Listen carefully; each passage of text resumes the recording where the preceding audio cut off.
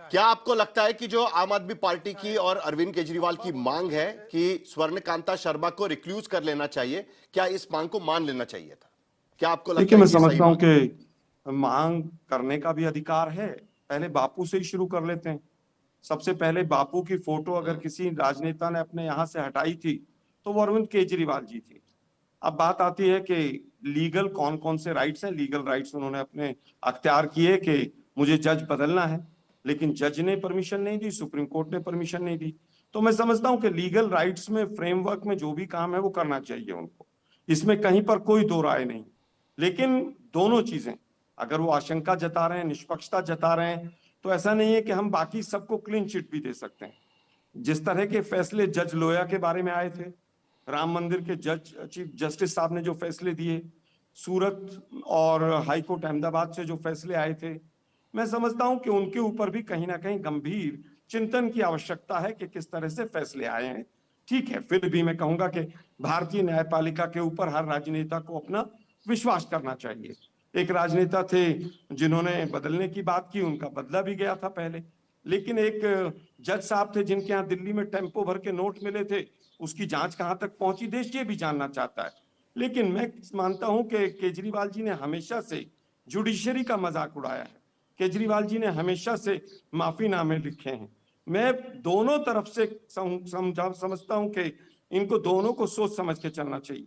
Judiciary का boycott किसी भी तरह से, कोई भी रूप में कोई समाधान नहीं हो सकता है, लेकिन न्यायपालिका को भी समझना होगा कि आप कौन से कार्यक्रम में जा रहे हैं, कौन से कार्यक्रम में नहीं जा लेकिन रहे हैं, आलोक कौन जी, सी मोहर लगेगी इस आपको। बात पर जवाब जरूरी है कि क्या राष्ट्रीय स्वयंसेवक संघ के किसी कार्यक्रम में जज का जाना, इसका मतलब यह होगा कि उस जज के सामने इस बात की सुनवाई नहीं होगी अगर कोई विपक्ष का नेता है? तो क्या इस नहीं, बात मैं को नहीं आप मानता हूं समर्थन कि, करते हैं? क्योंकि नहीं, मैं यही इस बात सबसे को बड़ा केवल एक मुद्दा पैमाना। अरविंद केजरीवाल के तरफ से इस पूरे रिक्यूजल के साहिल जी, मैं आर्ग्यूमेंट्स पूरी के बात वक्त बात लिखा कर गया रहा हूं है अपनी। और इन खत में भी लिखा गया है।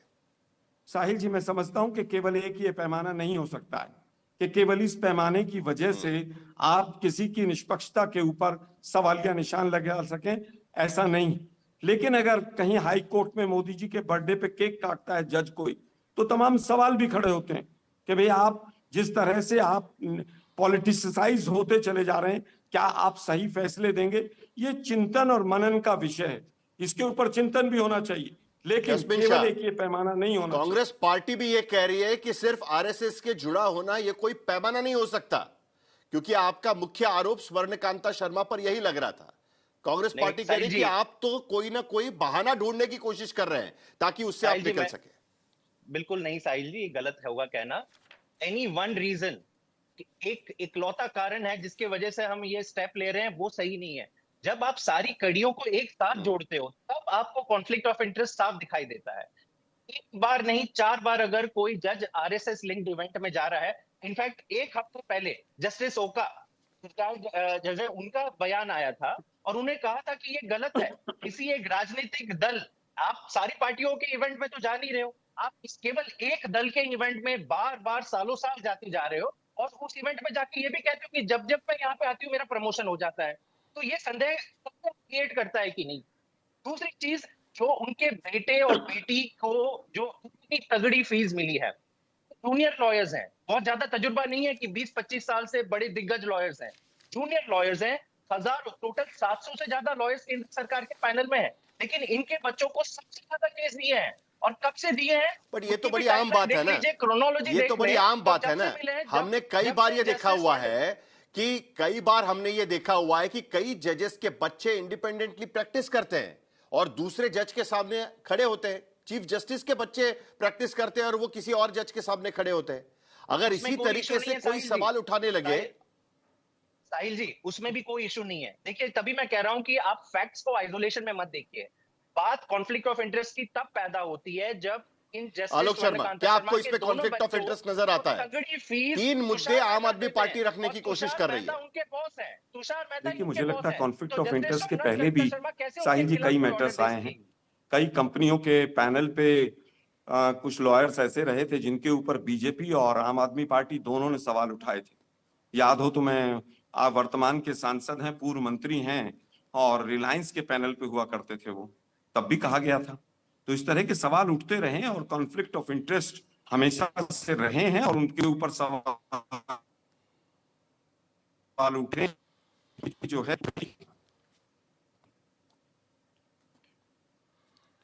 मेरे ख्याल से आलोक शर्मा जी से हमारा संपर्क एक बार फिर टूट रहा है, लेकिन देखिए शहजाद पूनावाला, इस पे तो कांग्रेस पार्टी भी आपके साथ में नजर आ रही है, क्योंकि उनका भी कहना है कि ये तो बहाना है।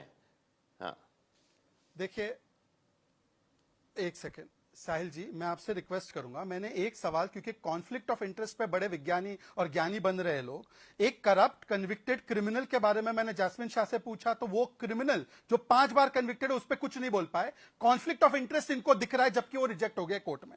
तो यहां पे दोहरे मापदंड देखो साहिल जी, आपके पास, मेरे पास पैन कार्ड, आधार कार्ड, राशन कार्ड है, यहां पे एक जमात है जिसके पास विक्टिमहुड कार्ड है।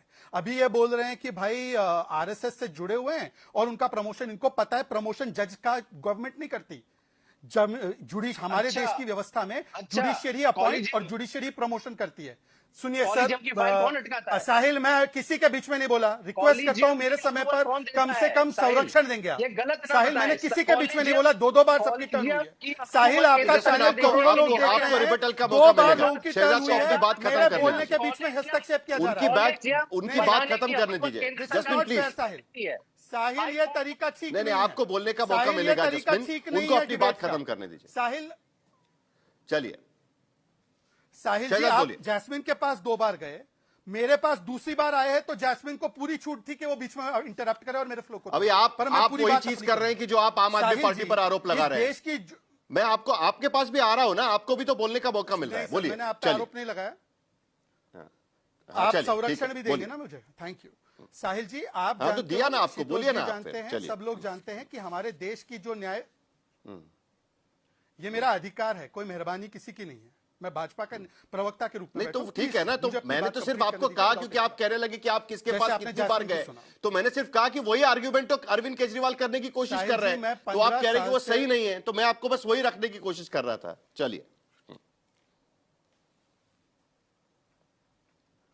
ऐसा है साहिल जी, हमारे देश में जुडिशरी का प्रमोशन, जज कहां बैठेगा, किस कोर्ट में जाएगा, कितने पद पे जाएगा, ये जुडिशरी कोलिजियम सिस्टम से तय करती है। अगर वो किसी का किसी से लिंक हो भी, तो ये जुडिशरी पे आरोप है क्या कि स्वर्णकांता शर्मा क्योंकि आरएसएस से है तो उनको प्रमोट किया जा रहा है, उनको बनाया जा रहा है, तो ये तो मतलब कोलिजियम, सुप्रीम कोर्ट पे भी सवाल हो रहा है। पहली बात। दूसरी बात मुझे कंप्लीट करने दीजिए। अब आलोक शर्मा जी जब न्याय और कॉन्फ्लिक्ट ऑफ इंटरेस्ट की बात करते हैं, तो मेरे भाई आलोक जी, भारुल इस्लाम नाम का एक जज था, जब जजेस केस नहीं आया था और जज जुडिशरी के द्वारा अपॉइंट नहीं होते थे, एग्जीक्यूटिव के द्वारा होते थे, तो आपकी मैडम इंदिरा गांधी ने, हमारी देश की प्रधानमंत्री ने भारुल इस्लाम को कभी सांसद बना के रखा, फिर वो जज बने, फिर वो वापस से सांसदी लड़े, फिर सांसदी हार गए तो फिर से जज बने।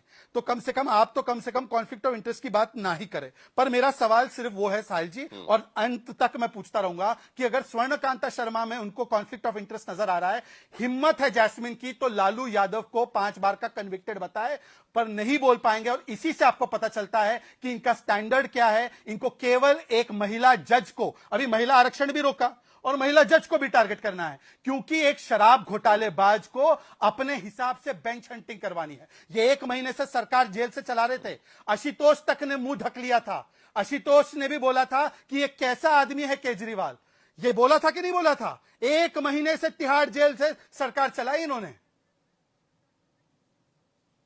आशुतोष, अभी आपका नाम निकला है तो आप बोल ही दीजिएगा, क्योंकि उस वक्त तो आपने ये कहा, जरूर कहा था इस पूरे मामले को लेकर। लेकिन मेरा सवाल इस पे अभी भी वही कायम रहेगा जिसका जिक्र इससे पहले जस्मिन शाह भी करने की कोशिश कर रहे थे, कि सत्येंद्र जैन के मामले में सुप्रीम कोर्ट के जज पीके मिश्रा ने अपने आप को रिक्यूज कर लिया था। उससे पहले भी एलिगेशन ऑफ बायस उस पे थे, उन्होंने जैसे ही वो लगाया उन्होंने अपने आप को रिक्यूज कर लिया था। इसी तरीके से हमने देखा कि ईडी ने भी 2022 में मनी लॉन्ड्रिंग के केस में जैन के खिलाफ जो ट्रायल जज थे, वो भी इसी तरीके का उनका एप्लीकेशन था, वो मान लिया गया था, और उसी तरीके से उन्होंने भी अपने आप को रिक्यूज कर लिया गया था। यही मुद्दे को लेकर आम आदमी पार्टी बार बार सवाल यहां पर उठाने की कोशिश कर रही है, और खास करके अरविंद केजरीवाल। आप इसे किस तरीके से देखते हैं? देखिए साहिल, जुडिशरी का तकाजा क्या है? जुडिशरी का तकाजा यह कि न्याय न सिर्फ होना चाहिए बल्कि होते हुए दिखना चाहिए। अगर न्याय होते हुए दिख नहीं रहा है, अगर ये कहीं एक तस्वीर बन रही है, तो मुझे लगता है कि जज मोहतिया को बहुत सम्मान के साथ रिक्यूज कर लेना चाहिए। रिक्यूजल करने में जज महोदय या जज महोदया दोनों की किसी गरिमा को किसी तरीके का कोई नुकसान नहीं होता, बल्कि उनकी गरिमा बढ़ती है। और जो सवाल इस पूरे मसले में, और खासतौर पर अब जबकि अरविंद केजरीवाल ने साफ तौर पे एक तरीके से एक गंभीर आरोप लग गया है कि भाई इनके कॉन्फ्लिक्ट ऑफ इंटरेस्ट का मामला है, या आरएसएस उसकी उस सभाओं में भी जाती हैं या वहां जाके भाषण देती हैं। तो मुझे लगता है कि बहुत डिग्निफाइड तरीके से जस्टिस स्वर्णकांता को इस पूरे मसले में अपने आप को रिक्यूज कर लेना चाहिए, और इससे उनकी गरिमा को कोई नुकसान नहीं होगा। दूसरी बात, जहां तक जो जितने जजेस के को मैं जानता हूं, चाहे वो सुप्रीम कोर्ट के हों चाहे वो हाई कोर्ट के हों, वो जब तक कुर्सी पर रहते हैं तब तक वो किसी भी राजनीतिक पार्टी या राजनीतिक पार्टी से जुड़े हुए संगठन के साथ जाने से अपने आप को रोकते हैं। और अगर कोई जज जो आरएसएस की सभाओं में जाता है या रैलियों में जाता है या उनकी सभाओं में जाके भाषण देते हैं, क्योंकि आरएसएस सीधे तौर पर इस सरकार से जुड़ी हुई है और सरकार चूंकि अदालतों में सबसे बड़ी लिटिगेंट है, वैसी स्थिति में उनको वहां जाने से बचना चाहिए, क्योंकि उससे सवाल उनकी क्रेडिबिलिटी पर खड़े होंगे, उनकी निष्ठा पर खड़े होंगे, भले ही वो ईमानदारी के साथ जज करें। तीसरी बात जो मैं कहना चाहता हूं कि पहला वाकया नहीं है जब इस तरीके के गंभीर आरोप जुडिशरी के ऊपर लगे। आपको अच्छी तरीके से याद होगा 2016 में जब सुप्रीम कोर्ट के 4 वरिष्ठतम जजेस ने किस मसले पर प्रेस कॉन्फ्रेंस की थी, जो भारत के इतिहास में पहली बार हुआ था, वो ये था कि जो केस के असाइनमेंट जो है वो चीफ जस्टिस ऑफ इंडिया वो ठीक तरीके से नहीं कर रहे हैं। पहले उन्होंने चीफ जस्टिस दीपक मिश्रा के पास जाके उन्होंने अपना प्रोटेस्ट दर्ज कराया, उसको ठीक करने की कोशिश की। जब वो नहीं हुआ तब उन लोगों ने प्रेस कॉन्फ्रेंस की थी। तो आज की तारीख में ये अगर कोई स्ट्रांग गवर्नमेंट होती, चाहे इंदिरा गांधी की सरकार हो, चाहे नरेंद्र मोदी की सरकार, चाहे किसी की सरकार हो, अगर स्ट्रांग गवर्नमेंट होती है तो ये आरोप जुडिशरी के ऊपर लगते हैं कि उनके केसेस कुछ खास जजेस के पास ही जाते हैं, और ये गलत है।